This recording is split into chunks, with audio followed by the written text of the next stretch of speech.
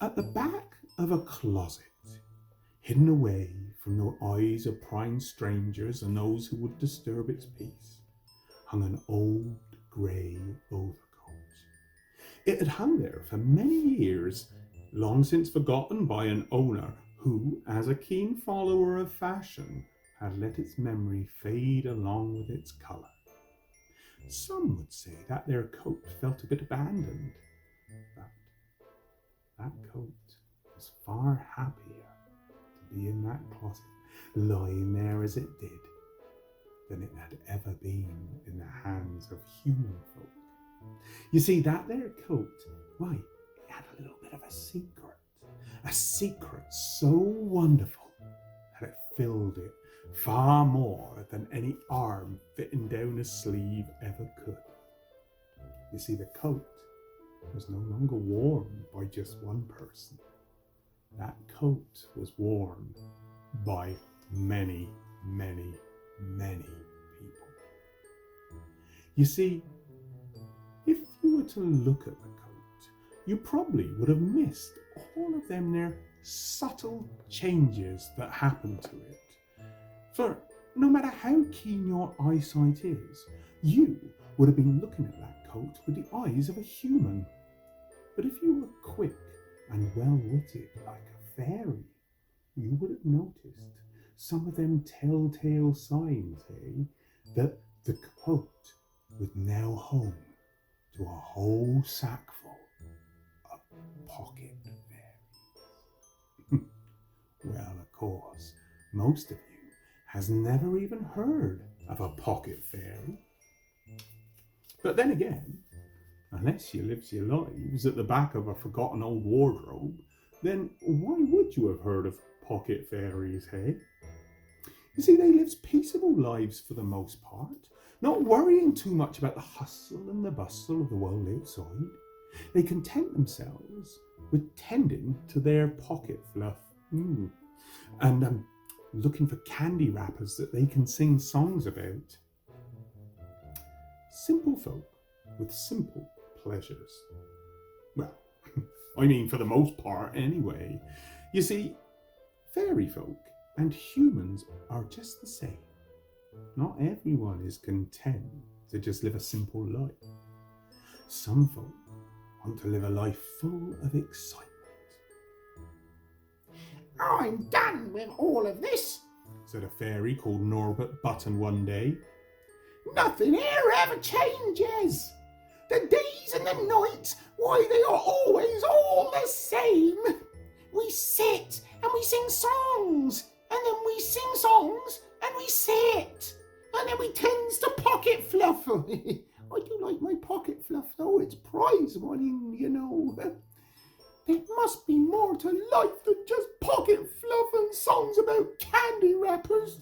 I wish something exciting would happen. Well, my dearios, as you know, you should be careful what you wish for, especially if you are a fairy.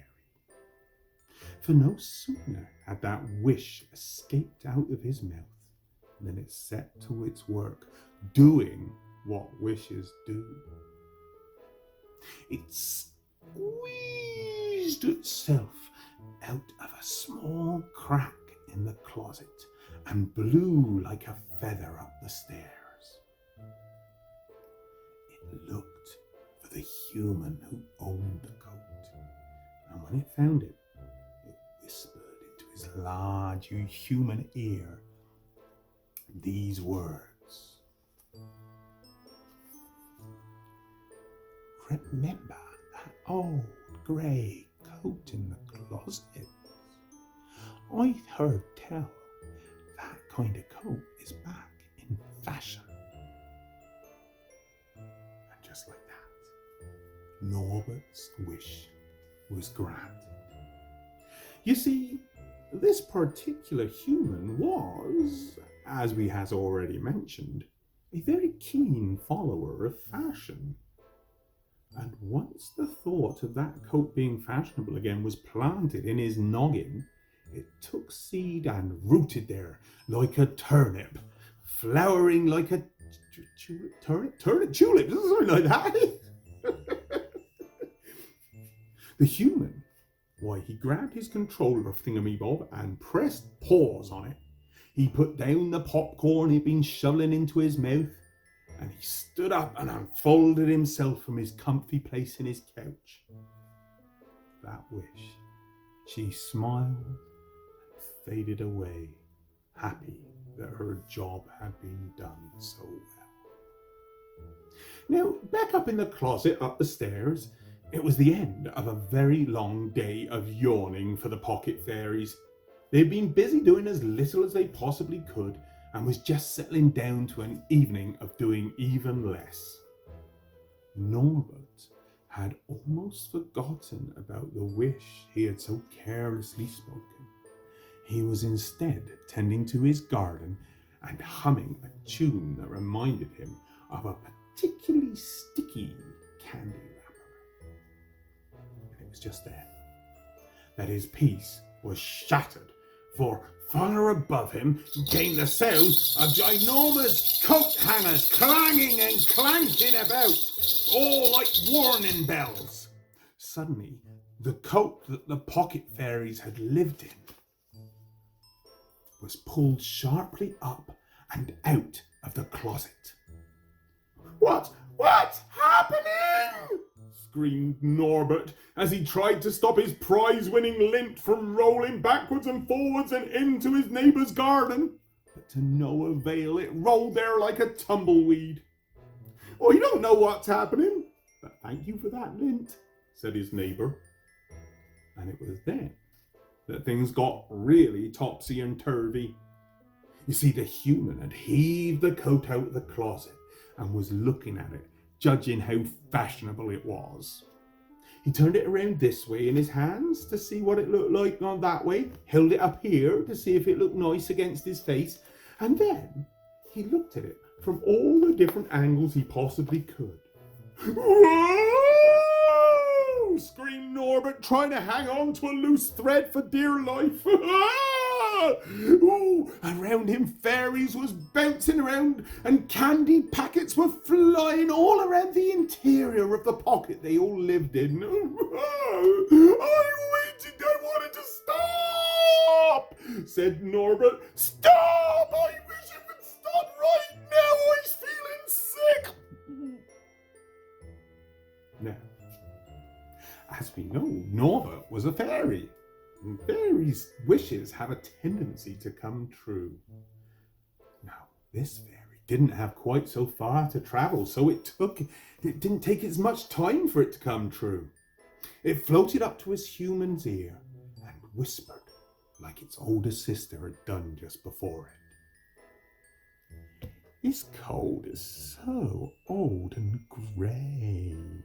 It's not fashionable at all. Quickly, put it back in the closet before anyone sees you with it."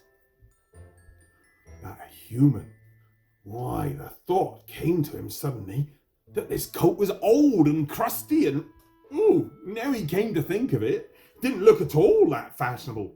And it certainly wasn't like the ones his favourite celebrities would wear on their desert island. No! Yes, it must go back into the closet as fast could be, so no one saw him with an unfashionable item of clothing. He quickly placed it back on its coat hanger and closed the door of the closet. Then he wandered back down the stairs, back down to his couch and his half-filled bowl of poppy corn. Another quiet evening of another quiet day. The wish smiled a happy little smile, and like her sister before her, faded away, happy with her achievements. Now, I has to say, that there pocket was a bit messed up for quite some time, but it wasn't too long before the pocket fairies got their affairs back in order, or their fairies back in order. No, their affairs back in order. But once they did, very little really changed from before the great shake-up, as they used to call it. Norbert Button, though, why, he was quite the changed fairy. He certainly came to appreciate his quiet life more than the thoughts and adventures that he once thought of. In fact, he promised he would never ever make a wish again. And when his neighbour eventually gave him back that prize-winning pocket lint, he even sung a little song about a glorious candy wrapper, one that was extra sticky. You see, Norbert really learned a good lesson, didn't he now? We don't always realise quite what we've got until we get what we wished for. And then we thinks back to the good old days when we had what we didn't appreciate all along. Well, Norbert got quite lucky, didn't he, eh? So make sure you appreciate what you has today, be thankful for it, and maybe be a bit grateful. Because you never know when the whole world of yours is going to get shaken up. So, I hope you enjoyed today's Hokey Pokey Fairy Tale, and I hopes to see you again. But until then, be safe, and I hope that your day is amazing. But I hopes that the days to follow is even better than this one.